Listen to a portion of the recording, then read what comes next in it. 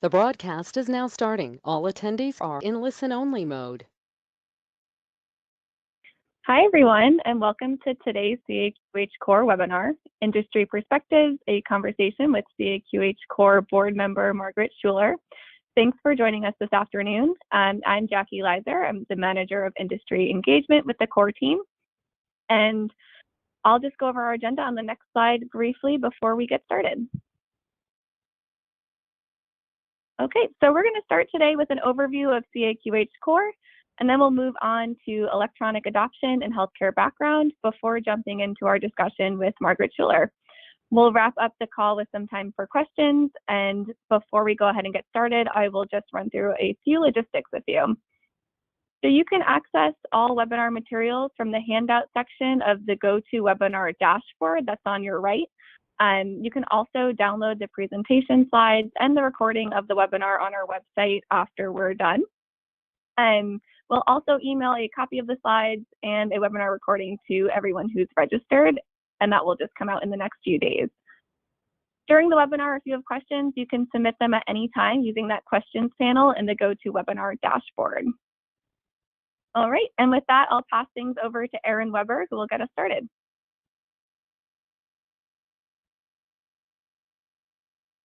Great, thanks, Jackie. Are you all able to hear me okay? Yep.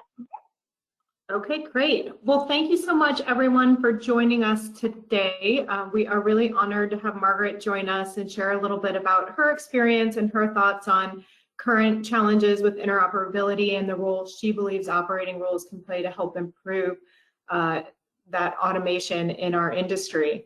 I'm going to provide a little bit of background about CAQH and CORE prior to going into the presentation and share some of the data from our CAQH index around adoption of electronic transactions across both the medical and dental industry as a lead into my conversation with Margaret, where we'll talk about some of the differences between the two different industries. So CAQH CORE, for those who are new to the initiative, is a nonprofit multi-stakeholder collaborative, including many stakeholders from across the industry: providers, plans, vendors, government entities, associations, standards development organizations that come together to develop operating rules. And operating rules are really business rules that support standards. They don't conflict with a standard, but they fill gaps and help improve the automation and consistency in the information exchange using standards. CORE was designated as the National Operating Rule Authoring Entity for the HIPAA transactions by HHS about 10 years ago. Some of our rules are federally mandated and others are available for voluntary implementation. We see our role in the industry not just to bring together stakeholders to develop the operating rules, but also to help drive adoption, to measure the impact of those rules. And for those reasons, we do a lot of industry education events, such as these webinars, speaking at conferences. We put out a lot of publications, and we also have a certification program. On the next slide, I just want to highlight our CORE participating organizations. We have more than 100 organizations who come together to participate in our subgroups and work groups to develop and vet operating rule requirements and ultimately approve the rules for industry implementation. If you are not a CORE participating organization, we would love for you to join us in our efforts, and you can reach out to us at core@caqh.org for more information. On the next slide, CORE is governed by a multi-stakeholder board of directors. They are leaders from across the healthcare industry. Our voting members specifically represent organizations that would implement operating rules, those organizations that have to commit resources to invest in the operating rules and therefore believe in the value of the rules. We have 5 provider organizations on our board and 5 health plan organizations on our board, as well as 3 vendors. So nothing moves forward unless a majority of providers and plans agree from a voting perspective. Currently, Linda Reed, who is the SVP and CIO at St. Joseph's Health in New Jersey, is our board chair, and Anika Gardenhire, who is the Chief Digital Officer at Centene, is our vice chair. Today we are joined by one of our newer board members, Margaret Schuler, who is the Senior Vice President, Practice Support and Operations and Revenue Cycle Management at Aspen Dental Management. So in addition to traditional provider organizations like hospitals and health systems, we do have a designated seat on the board for broader care delivery to include other types of provider organizations like dental. We also have several non-voting members from the federal and state government areas, as well as non-voting advisors from all of the standards development organizations that impact our industry, and WEDI, which is an advisor to the Secretary. On the next slide, I just want to highlight the operating rules that the core participants have developed to date really impact the entire spectrum of the healthcare revenue cycle, from eligibility and benefits when a patient schedules an appointment and the provider needs to understand what services and benefits might be covered under the patient's plan, all the way through that claim payment or denial.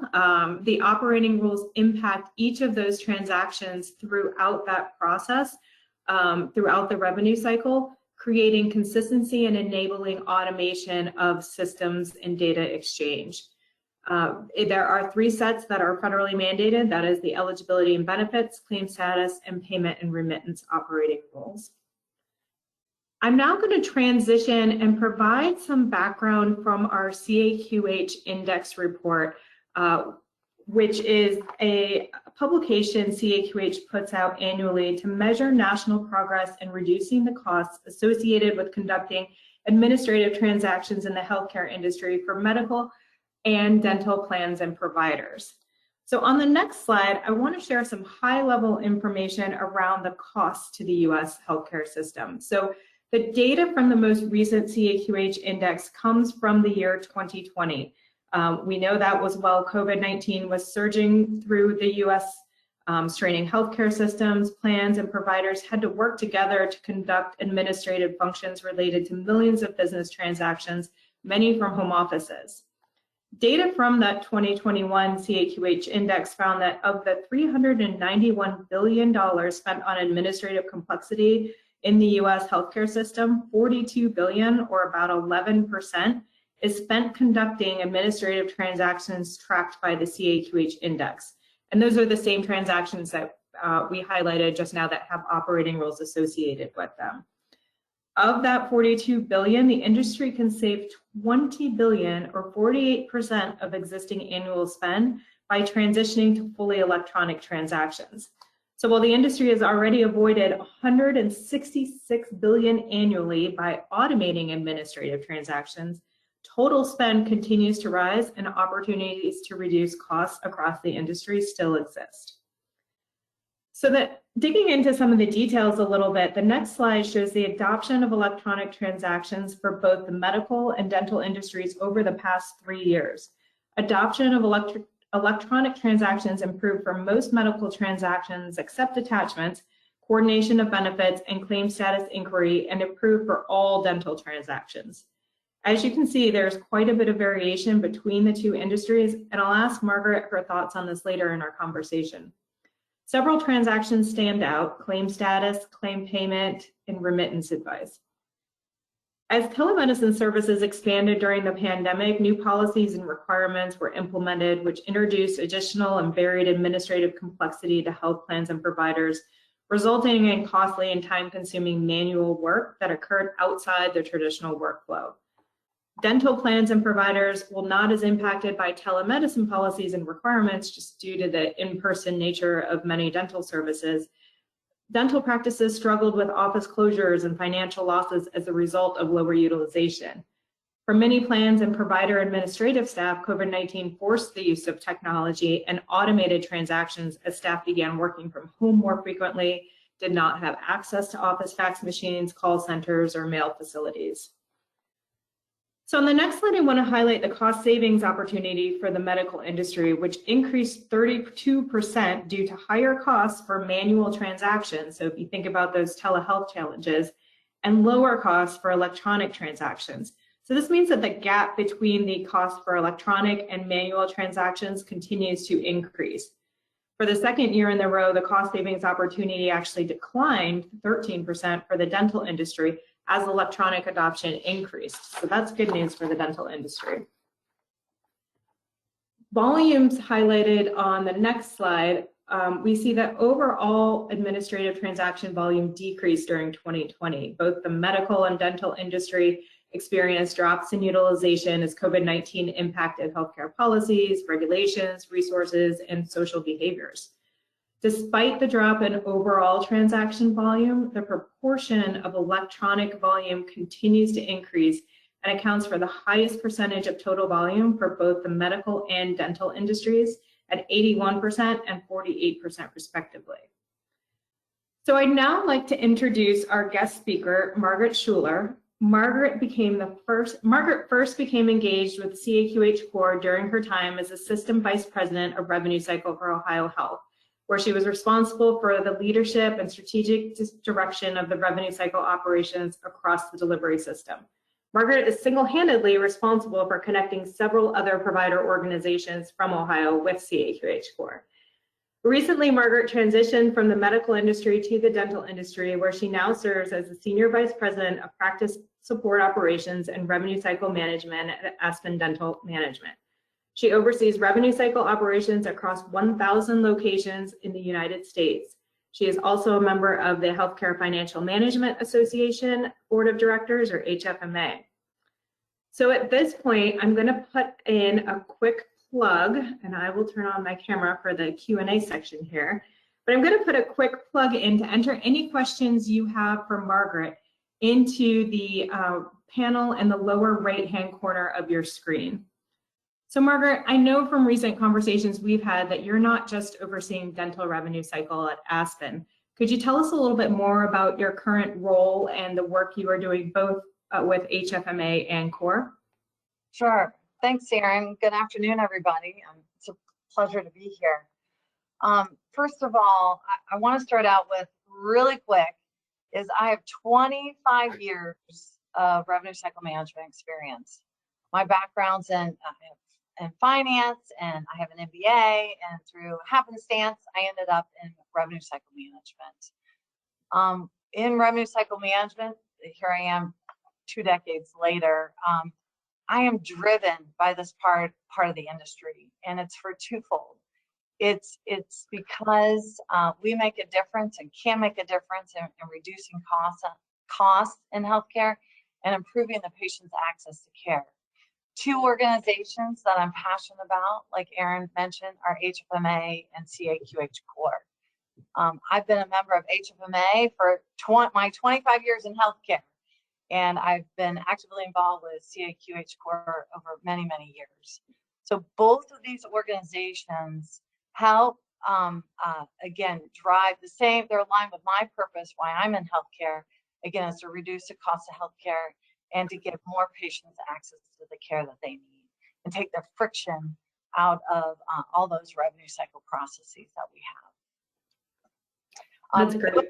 Right, real quick, Erin, with HFMA on the board, a national level, and now on CAQH CORE. So I also use the opportunity, again, to push the industry for automation, again, reducing the cost of healthcare and access to patients to get access to care through education, seminars like that, or webinars like this, also educating the industry about the importance around, again, what we do and why we need to have a voice. So again, glad I'm here today to do that.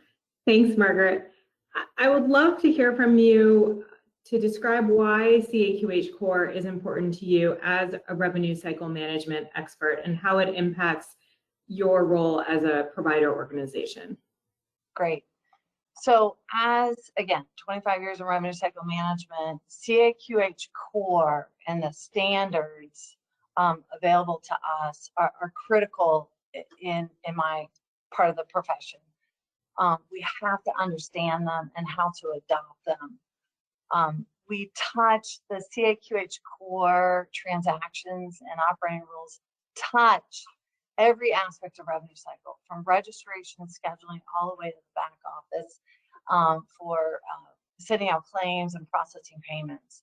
So along the entire continuum of that revenue cycle, CAQH CORE plays a vital role in whether around efficiencies and effectiveness of what we do. So critical, critical, critical to understand the core operating rules as a leader in revenue cycle management, and then and why and how to adopt them.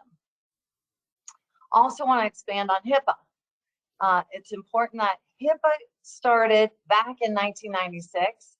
1996, for those of you that were around then, I was coming back from the Peace Corps. I was in Micronesia. I had just gotten off a plane, and I landed, and HIPAA was introduced back in 1996. Hard to believe it was that long ago, but HIPAA brought the standard transactions that many years ago, okay? And the core operating rules brought them to light and gave them light and made them meaningful so we can apply them in our day-to-day operations. And I like it. HIPAA built the house, but the core operating rules put the plumbing and the electricity in, so you can have water and light. And that's how important these are. If you don't take anything else away from today, is how important these operating rules are to what we do. Finally, is again why I'm involved and why these rules are important is we as providers in the industry, whether you are a dental clinic or a physician office or a large health system, we all have an obligation and a responsibility to understand these operating rules and to get involved and have a voice in the industry to push both payers, providers, and vendors to adopt these standards, again, to reduce those costs and improve the access to the care patients deserve. So very, very important. As like I mentioned, I have spent almost 25 years on the medical side of the industry, and most recently in the last year and a half joined the dental industry. Again, to leave a footprint, leave the industry in a better place than it was when we all got into it.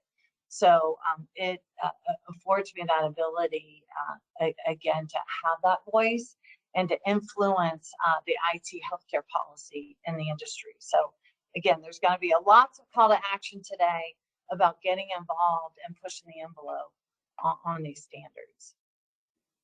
Thanks, Margaret. I really appreciate that analogy of the plumbing and the electricity. You need it all to make your house run efficiently.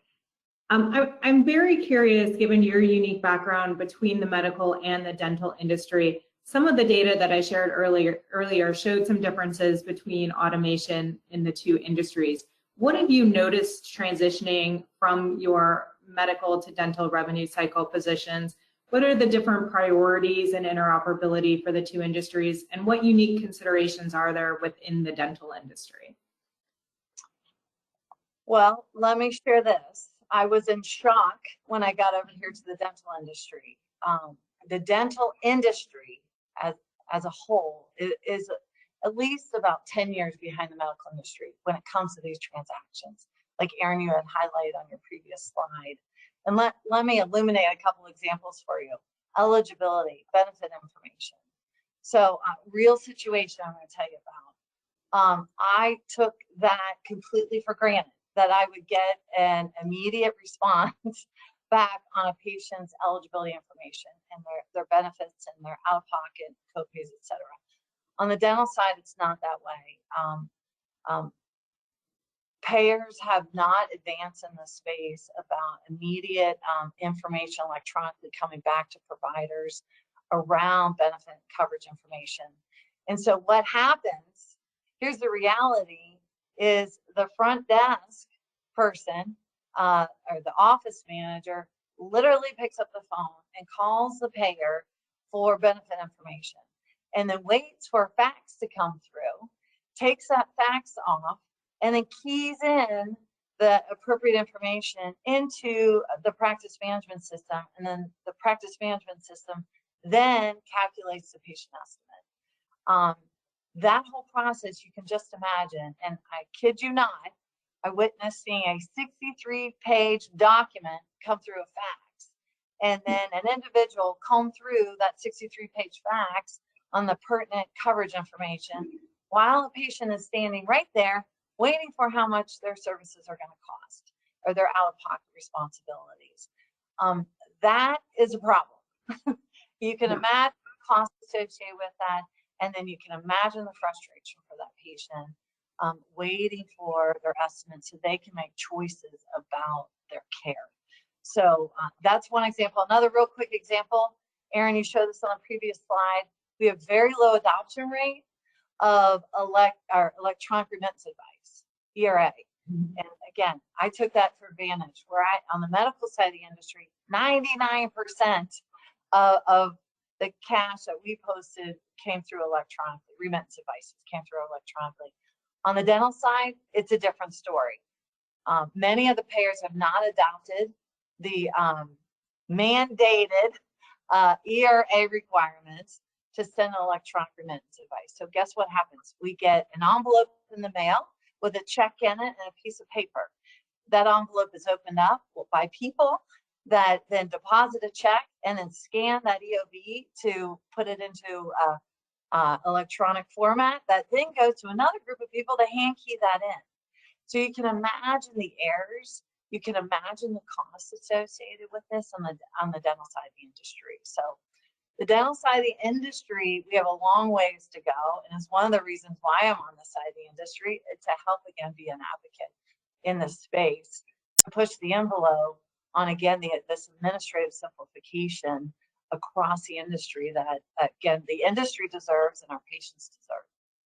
Absolutely. And this is probably a good time to highlight for the audience, a lot of the challenges Margaret is talking about, to her point, are with federally mandated standards and operating rule requirements. So there are processes in place where organizations can go to CMS. It's called Asset. It's a tool online where you can submit complaints when one of your trading partners may not be in conformance with the standards or the operating rules. And CMS will go through a process, a remediation process, to try and move everyone to a level of compliance. And so that's really, if you can't work that situation out one-on-one, that is the next step from an industry perspective in terms of helping to drive some of that compliance. But to Margaret's point, it can be a real challenge.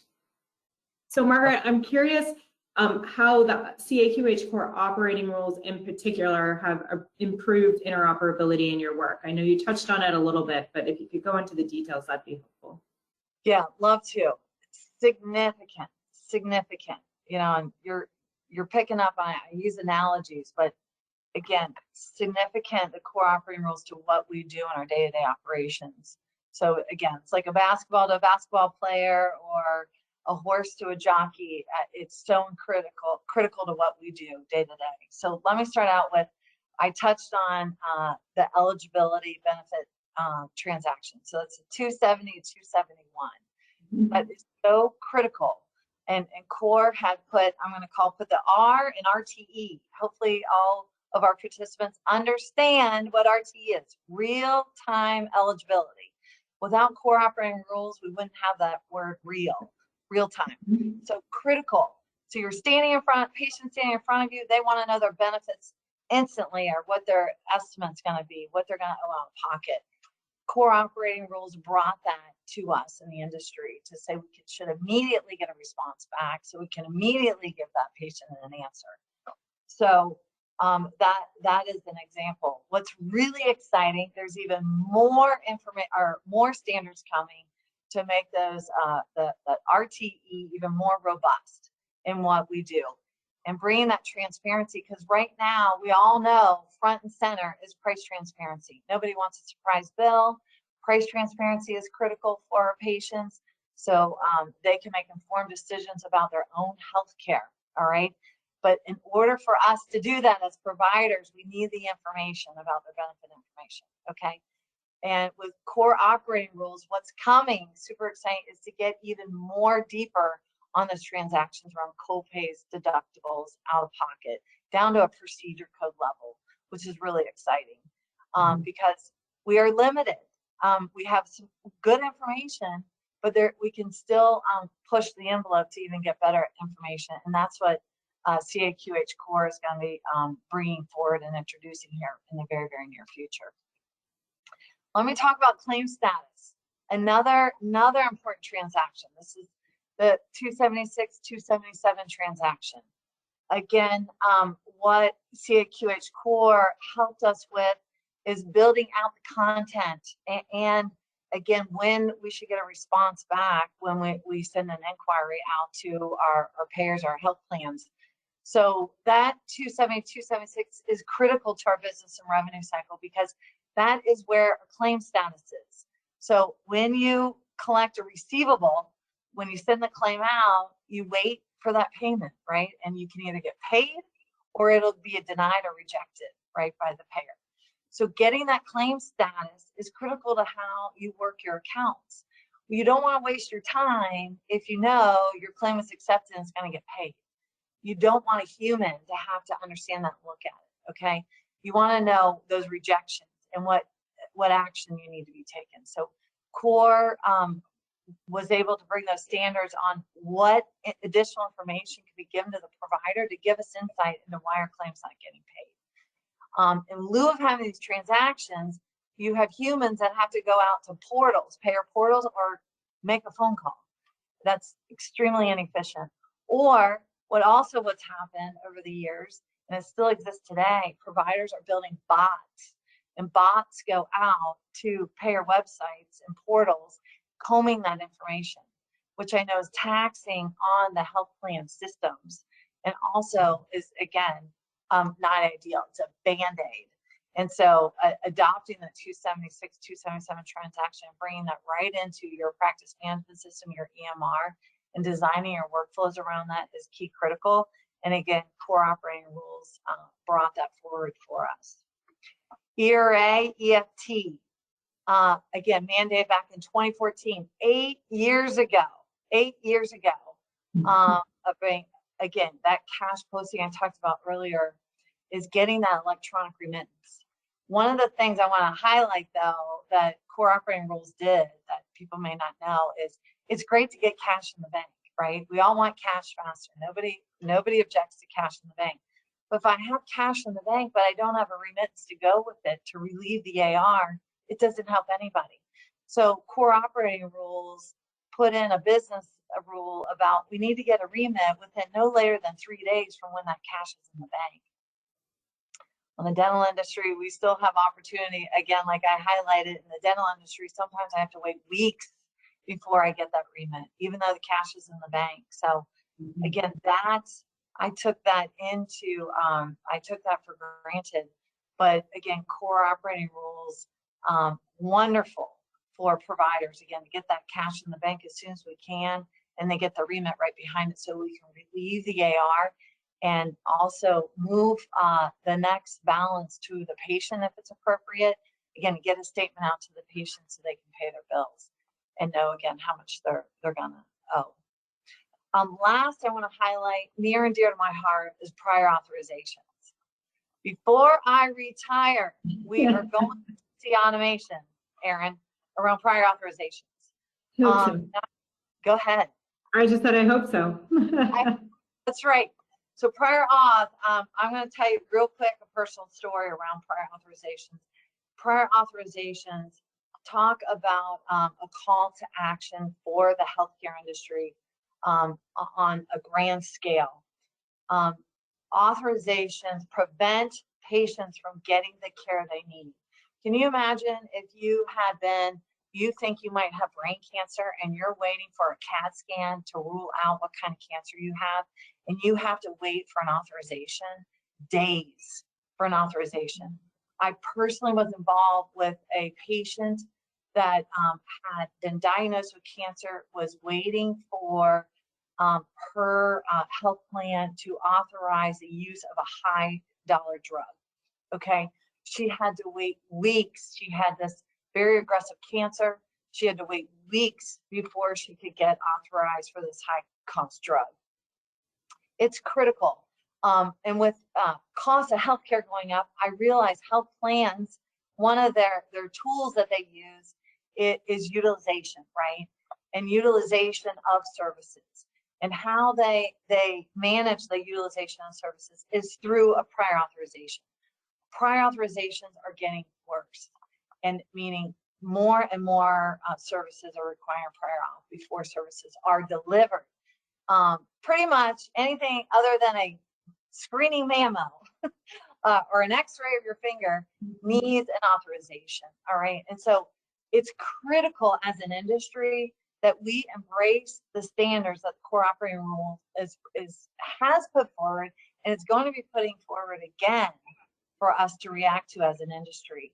I'm disappointed that the industry, NCVHS, and Aaron's going to talk about them a little more in a minute, actually called to action the industry to voluntarily adopt standards around the 278 transaction around prior authorizations, okay?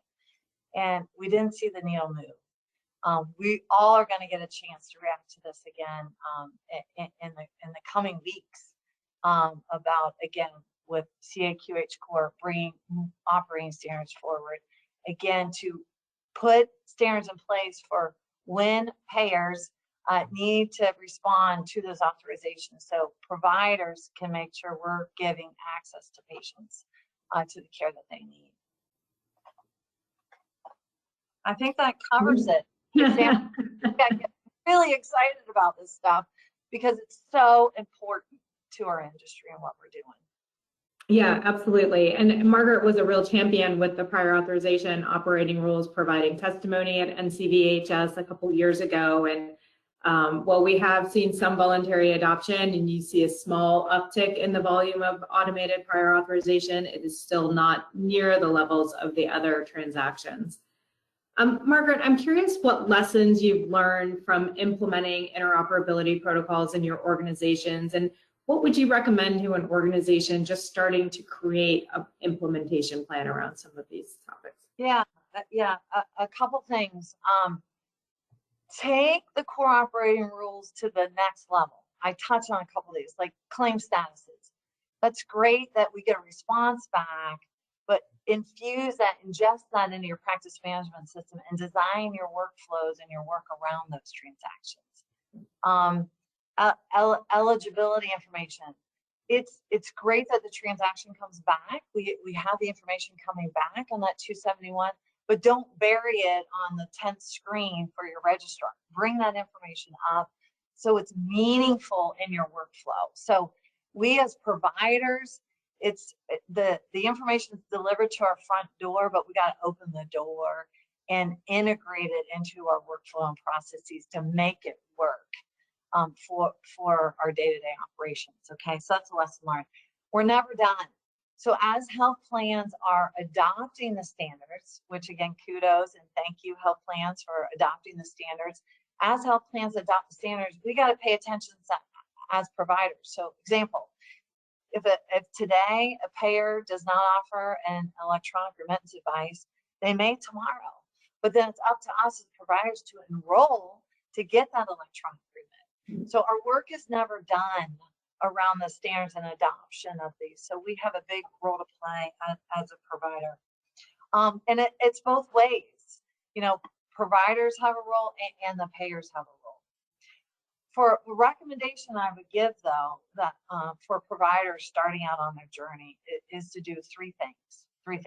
First of all, familiarize yourself with the core operating rules. Understand what a 270, 271 is. Understand what a 276, 277 is. Aaron, you outlined those on a prior slide, but as a provider, understand what those are, okay? Then do your own internal assessment. How have you adopted those standards? How are you using those standards? How are those standards driving your workflow, okay? In your, again, your EMR or your practice management system, how are you utilizing those standards? And then third, partner up, become BFFs with your vendor partners, with your IT teams to help you as an operator, again, infuse those transactions and those operating rules into your day-to-day operations. So it's really that partnership with your friends. It takes a village. You can't do it yourself. So again, use your learnings to educate internally your teams and also externally your vendor partners. Also ensure your clearinghouses that you're working with, your vendor partners are CORE certified. That helps you know that they can handle these transactions that we're talking about and that they're going to deliver the information that you need to do your job. So that's a good thing to check the box on with your vendor partners. Yeah, absolutely. And from a CORE certification perspective, we actually see a lot of more on the health plan side, plans requiring that their business associates be CORE certified so that they have that assurance that they're operating in conformance with the operating rules. So something to think about as well as organizations move through this process. And for CORE certification, if any of the requirements are being conducted by a business associate on behalf of the organization pursuing the certification, that business associate also has to be certified. So that's how we build in that whole trading partner exchange into the process. Another topic I wanted to ask you about, and this is something we've been talking about a lot at CORE over the last year, is attachments. So attachments play a large role in the electronic transaction volume for the dental industry, we know. So how will the new CORE attachment operating rules, which came out earlier this year and are part of the proposed package to NCBHS, how will they help increase adoption and decrease costs across the dental industry? Great, great. I am super excited about claim attachments. Who knew, right? 275. How excited I would get about claim attachments. And we're seeing health plans, payers, they pretty much want to see why you delivered your service, when you delivered your service, and how you delivered your service to their member, the patient, and they want to see it in a document attached to the claim. Okay. On the medical side of the industry, we're seeing almost many health plans are asking for a medical record on every single emergency room visit, okay, before they'll pay the claim. On the dental side, just about every claim, again, the health plans want to see why you did what you did in the dental office to their member. So we're having to send a lot of paper.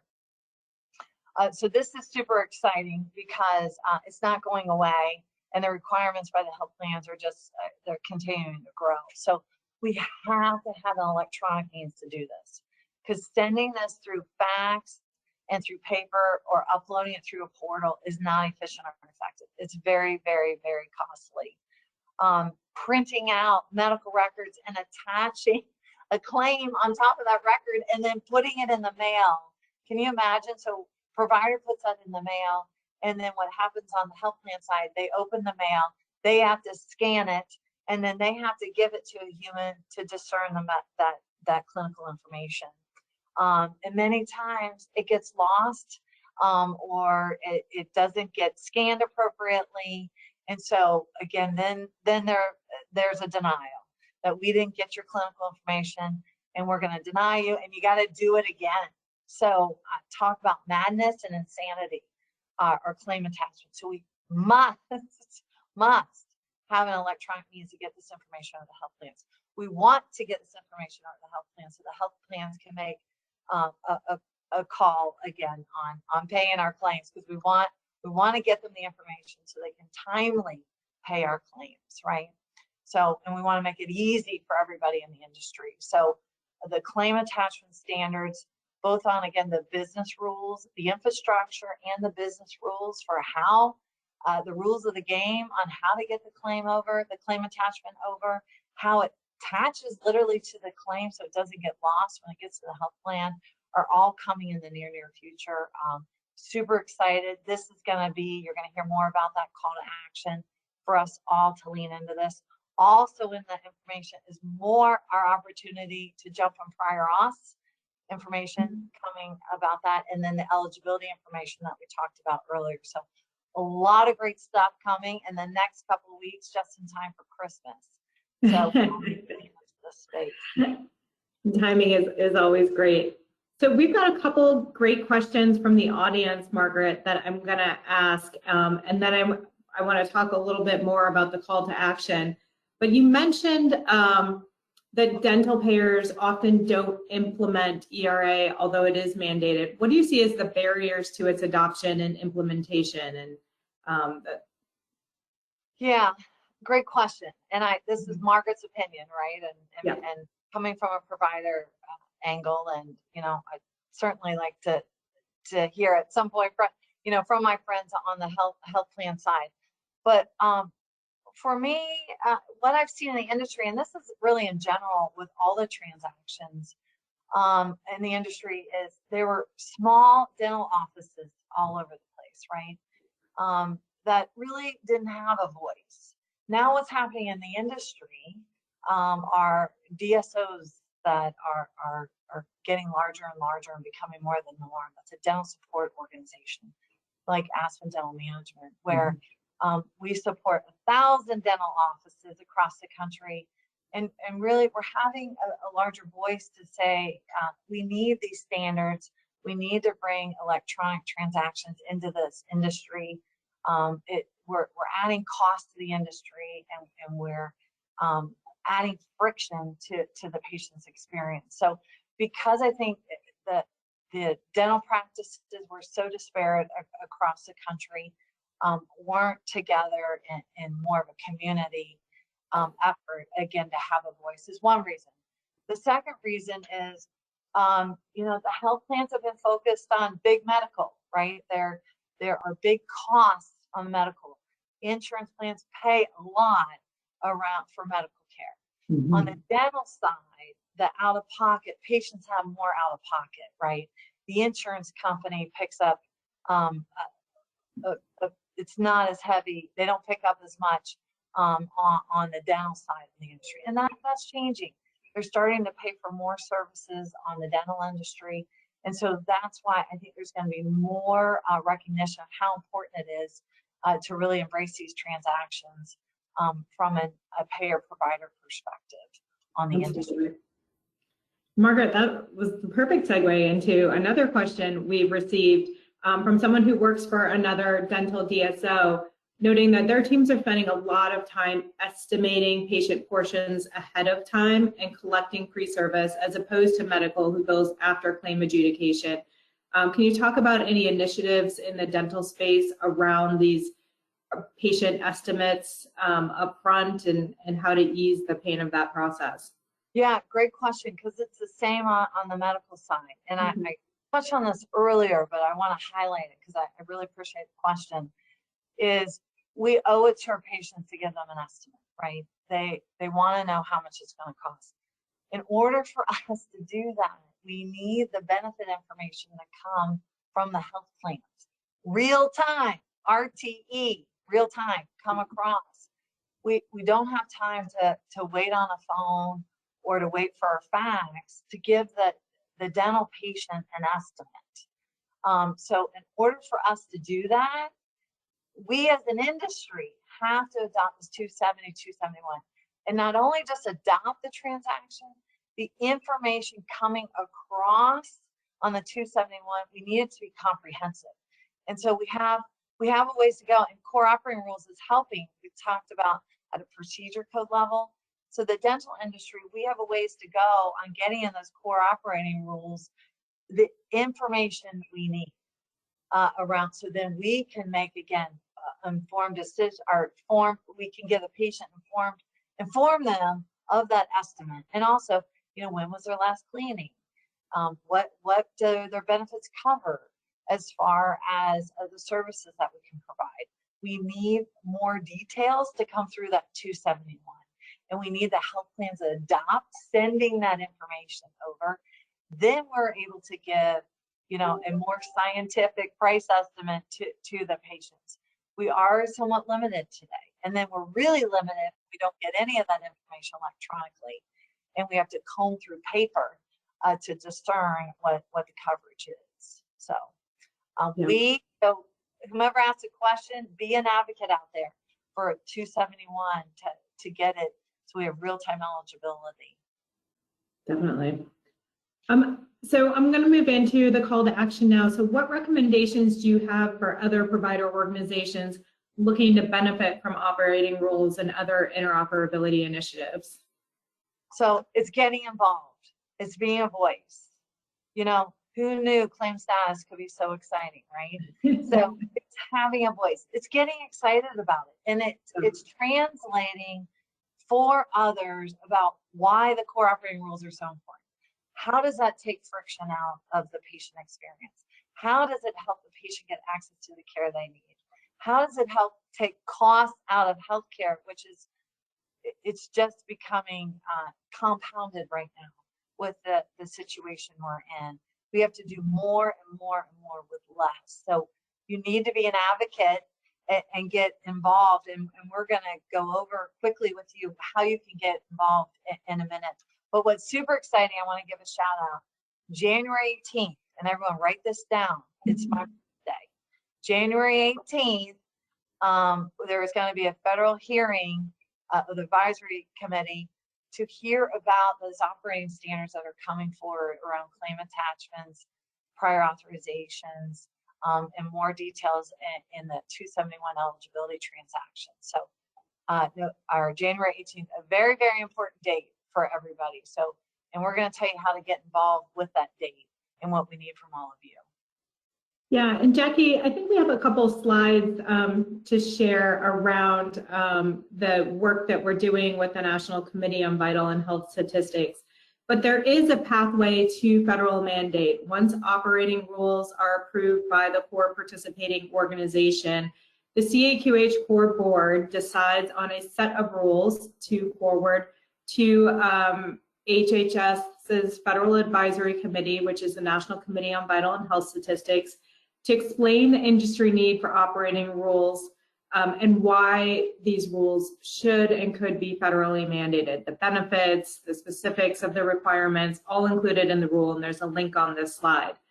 That triggers a whole process where NCVHS then schedules a hearing to get feedback from industry stakeholders, both live in the hearing and via industry request for comment. So the subcommittee hearing is scheduled for January 18th and 19th, but NCVHS has also developed a set of questions, and that information will be on our website, but you can also go to the NCVHS website, that they're asking for feedback from industry for on these proposed operating rules. And incidentally, there are also some proposed updates to the X12 standards as well for a couple different transactions.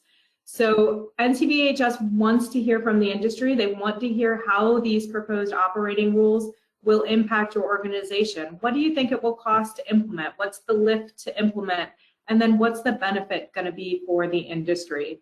Those comments are due to NCVHS by December 15th. And so we encourage organizations to share their feedback with NCVHS. We're happy to support you. We will be holding some webinars on the proposed rules, putting out some materials to help outline what's in the requirements and the background there.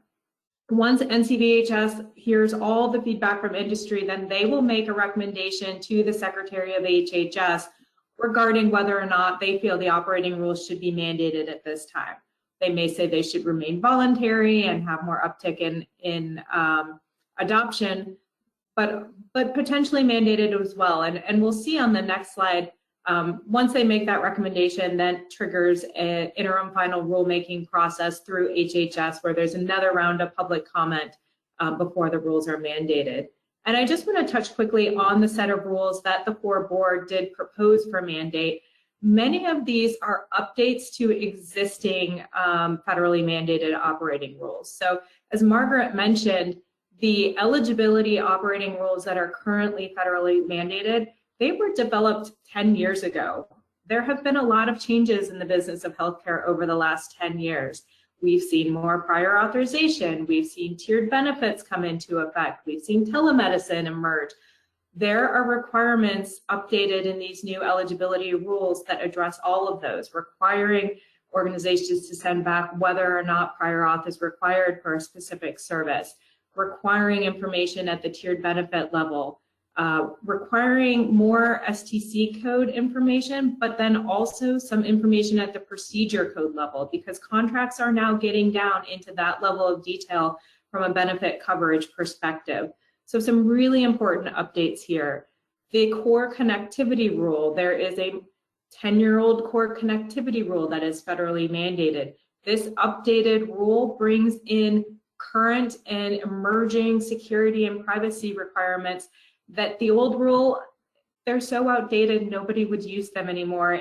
Your security team would not allow you to use them. So it's really important that these rules get updated so that healthcare can continue to progress with the rest of the world in terms of current practices for interoperability. There's also new infrastructure requirements around system availability. The rules require an additional 364 hours of system uptime on the health plan end for eligibility systems, claim status systems, and ERA systems. Recognizing that healthcare really is a 24/7 business and providers need those responses in real time at the time of care. And then we have proposed the new core attachment operating rules which Margaret touched on. There are rules addressing both healthcare claims and prior authorization, putting in some of those same infrastructure guardrails around connectivity and system availability, addressing file size, so that we have some consistent guardrails, regardless of whether or not there is going to be an attachment standard. These rules are flexible enough to address different standards, including X12, CCDA, FHIR, even PDF. So these rules also have data content requirements for certain data elements and codes that allow the provider to more easily, allow the plan to more easily reassociate the attachment with the claim or with the prior authorization so that they're not in two separate departments trying to come together, having come through a fax machine or something else. So lots of really great information on our website. You can read the full set of rules. And obviously feel free to reach out to CORE too if you have questions. I'm now going to turn it back to Margaret because I know she has lots of thoughts on how industry should be engaging with CAQH CORE moving forward. Thanks, Erin. So I started out our discussion sharing with you 1996, HIPAA came out, right? And I was getting back from Micronesia from the Peace Corps. And JFK started the Peace Corps. And he said, you all know this saying, is don't ask what your country can do for you, ask what you can do for your country. And I'm going to say the same thing to all of you. Don't ask what the industry can do for you, ask what you can do for the industry. And we all play a part, a big part in this. So I'm going to tell you 4 things you can do. So get your pen and paper out. So first, Erin touched on NCBHS. It's coming up. It's December 15th, right? Comments are needed. Comments are due. Erin, so December 15th, everyone needs to write that down. Comments are due about how important claim attachments are and all the other core operating rules that Erin outlined. Okay, December 15th, critical date. And then the other date, don't forget, January 18th, my birthday, right? And that's when they're going to hear everyone's comments, review those comments, and suggest next steps. All right, so very, very, very important dates for you. Second thing, become CORE certified. If you're a clearinghouse vendor, get CORE certified for data exchange. That has that seal of approval that you are able to accept and move the transactions across and deliver them to your clients and to your customers. So, get certified. Become a member of CAQH CORE. Become a participant. Get active. Get on a committee. Hear your voice. So CAQH CORE affords us the opportunity, provides us the ability for providers to have a voice in the industry and to help set IT health policy. So get involved. Call up CAQH CORE, and I know we have the email on here. So email, say, I'm interested. I want to get involved. I heard Margaret talk about how excited she is with claim attachments, and I want to get involved. So get involved. The other thing is participate in ongoing pilots and ROI. So CAQH does a great job of trying to bring to light how we're applying the core operating rules and putting studies together and white papers together and articles together about how core operating rules again, are reducing costs in the industry and helping our patients get access to the care that they need. So you're everyone welcome. If you have a great story to tell, how you've adopted some of these standards, how they help you reduce costs, how they improve patient care, CAQH CORE, we'd love to hear from you.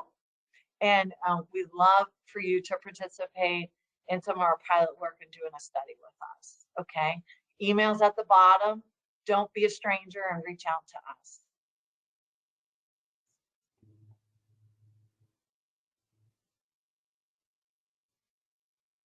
Great. Well, thank you so much, Margaret. And I just want to highlight a few upcoming CORE education sessions and events. On November 16th, we'll be holding a CORE participant forum with our CORE board chair, Linda Reed, to talk about some of the feedback we received through our annual participant survey and some upcoming initiatives. On December 1st, we will be having a webinar with X12. We typically choose one transaction to cover each webinar, where we talk about the operating rules and the standards and how they work together. And then we'll have an industry webinar on December 8th, reviewing the NCBHS rule set and answering any questions industry has before that December 15th due date. But as I mentioned, we'll put out a lot of other materials prior to that date as well to help assist with folks' comment letters. So thank you so much, Margaret. We cannot thank you enough for your support and your enthusiasm for our work. And we encourage everyone to reach out and get engaged. Thank Thanks you. all. Thank you, everyone, for joining us this afternoon.